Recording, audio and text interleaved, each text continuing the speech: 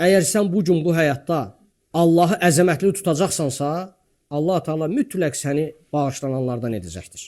Əksi halda əgər bir insan Allaha ortaq qoşarsa, Allahı inkar edərsə, qiyamət günü o təkrar Allahdan istəyəcək ki, geri qaytarsın onu, amma o baş verməyəcək. Çünki insana ömür bir dəfə verilir və insanın hətta əzabı belə yüngülləşdirilməyəcək. Kim ki, Allah qorusun, cəhənnəmə düçar olacaq, inkar əhli olacaq, Allaha ortaq qoşmuş olacaqsa, əzabı onun yüngülləşdirilməyəcəkdir. Quran-ı Kərimdə Allah Teala bildirir ki, şiddətli ayədir. Nəbə surəsində keçir. Allah Teala buyurur ki, fəzuqu, əzabı dadın, fələn nəzidəkum illə əzəbən. Biz sizə əzabdan başqa bir şey daddırmayacağıq. Yəni fikir verin. İnsan əgər cəhənnəmə düşərsə, cəhənnəmə düşdüyü təqdirdə Allah Teala cəhənnəm əhli üçün bildirir. Fəzuqu fələn nəzidəkum illə əzəbən. Əzabı dadın, biz sizə əzabdan başqa heç bir şey artırmayacağıq.